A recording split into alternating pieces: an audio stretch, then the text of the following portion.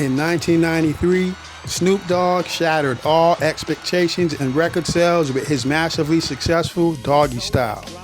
But that success put a massive target on his back. His laid-back gangster funk, the soundtrack to a million parties, was now destroying him. The world saw the coolest man in the rap game. But the legal system saw a cold-blooded killer. One deadly confrontation nearly took everything away. As his face took over every TV screen, Snoop wasn't heading to the top of the Billboard charts. He was heading for a prison cell, facing a first-degree murder charge that could end his life and his career. As the state of California prepared to strip Snoop of his freedom, he did the unthinkable. He managed to win it all back. But how does the most famous face in rap beat a murder charge when his own lyrics are being used as the prosecution's main evidence? The common belief is that Snoop beat the case by simply claiming self-defense, that it was a clear-cut case of a superstar protecting himself. But it wasn't that simple. The LAPD didn't buy the victim story. To them, the music wasn't entertainment. It was a confession.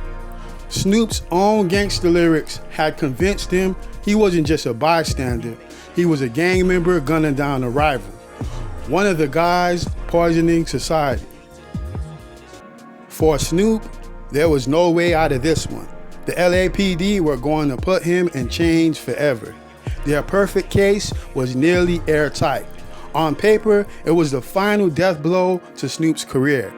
Everyone believed the evidence was the lethal hit that would put him out of his misery. The victim was shot in the back, he didn't have a weapon, and witnesses saw Snoop and his accomplice intimidating the man just moments before the trigger was pulled. It wasn't a trial, it was a funeral for Snoop's career. But in their rush to kill off Snoop's career, the LAPD accidentally gave Snoop the weapon to win the case. For Snoop to escape this, he needed a lawyer who could perform miracles, and he hired the best in the business, Johnny Cochran and David Kenner. Once Johnny Cochran sniffed out the clues like a bloodhound, the cracks in the airtight case started to show. The defense took a sledgehammer to the prosecution's weak points, and they didn't just dent their narrative, they demolished it. Remember how the LAPD argued the victim was armed? The defense found the first crack. Under oath, a witness admitted to hiding the victim's gun after the shooting, specifically to implicate Snoop. The defense exposed that LAPD had completely sabotaged their own investigation. They had mishandled the entire scene, including losing the victim's clothing, losing bullet shell casings, and failing to initially find the gun carried by the victim. The state had spent years building a rock-solid case on Snoop's gangster lyrics, but they couldn't even keep track of the evidence. The airtight case wasn't just cracking, it crumbled.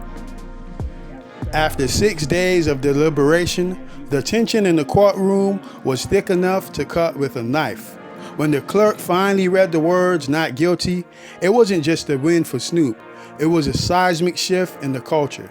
The perpetrator the media had spent years building up was walking out of the doors a free man.